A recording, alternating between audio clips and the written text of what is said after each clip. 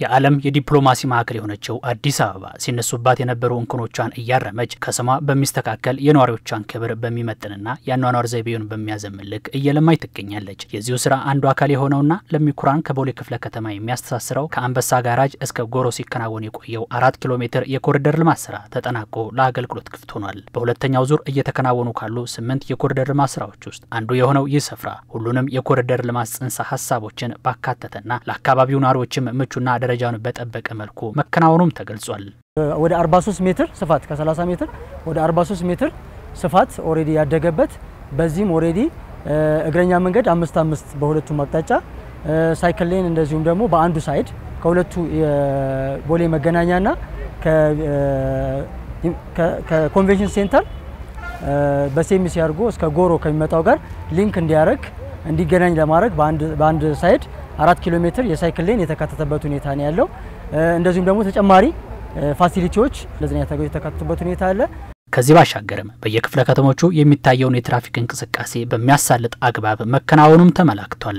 በአጠቃላይ ይሄ ኮሪደር በቀድሞ የነበረው አጠቃላይ የትራፊክ እንቅስቃሴው በጣም አስቸጋሪ ኮንጀክሽን በጣም የበዛበት የነበረ ነው። ተጨማሪ ሌኖችን ጭምር በመስጠት በአሁኑ ሰዓት ላይ ትራፊኩም በጣም የተሳለጠበት እዚህ አካባቢ የማህበረሰቡ አጠቃላይ የኑሮ ሁኔታን የመኖር ሁኔታውን በጣም ፋሲሊቴት ያደረገ ምቹ ኢንቫይሮንመንት የተፈጠረበት ሁኔታ ያለበት ሁኔታ ነው የተፈጠረው።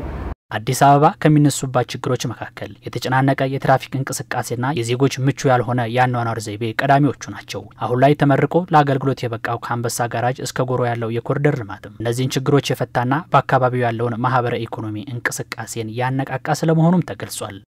እንደ ለሚኩራ ክፍለ ከተማ የክፍለ ከተማችንም ነዋሪዎች ለኢኮኖሚ እንቅስቃሴ በሚንቀሳቀሱበት ወቅት እንደፈለጉ ለመንቀሳቀስ ሲያስቸግር የነበረ አካባቢ ነው።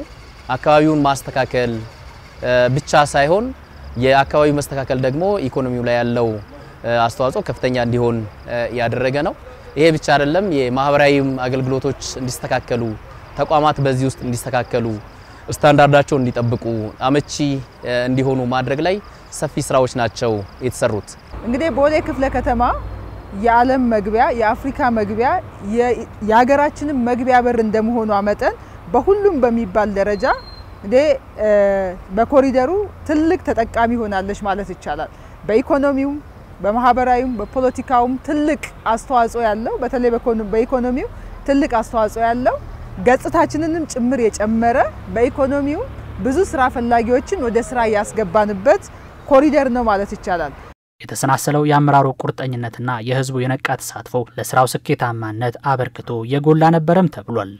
የ724ን የስራ ባህል ተግባራዊ የተደረገበት የአመራር ውሳኔ ሰጪነትና መሪነት በደንብ የታየበት ሰራተኛው፣ ኮንትራክተሮች፣ ማህበራት፣ ነዋሪው በአጠቃላይ የተሳተፈበት በጣም ሰፊ ተሳትፎ ያለው ተሳተፍ ብቻ ሳይሆን የራስ የማድረግና የባለቤትነት ስሜት ከፍ እንዲል ያደረገ በመሆኑ ከፍተኛ ውጤት ያመጣ የኮሪደር ልማት ነው ብሎ መውሰድ ይቻላል ማለት ነው። ጥቂት ሰዎች ናቸው ከዚህ የተነሱት። በተለይም ተጨማሪ አሚኒቲ የሚያስፈልገን ቦታ ላይ ካልሆነ በስተቀር አብዛኛው በሚባል ደረጃ ያልተነሱበት አግባብ አለ። ህዝቡም ደስተኛ ነው፣ በጣም ደስተኛ ነው። መብራት ያሌለበት ሻንቲ የነበረ ጨለማ የነበረ ስርቆት የበዛበት ሰፈር ስጋት የነበረበት ሰፈር አካባቢ ነበረ ማለት ይቻላል። በተለያዩ እዚህ ውስጥ በተሰሩ አሚኒቲዎችም ጭምር ተሳትፎ አድርጎ የሰራበት የኔ ነው የሚል ባለቤትነት ስሜት በሚሰማው መንገድ ለትውልድ የተሻለች ሀገር ለማስተላለፍ ሀገራችን ትላልቅ ስኬታማ ሆኑ ስራዎች እየሰራች ነው ያለችው። ከተማችን ትላልቅ ስራዎች እየሰራች ነው ያለችው። እኔም የበኩሌን አስተዋጽኦ መወጣት አለብኝ የሚል የባለቤትነት ስሜት ነው እነሱ ጋር ያየ ነው።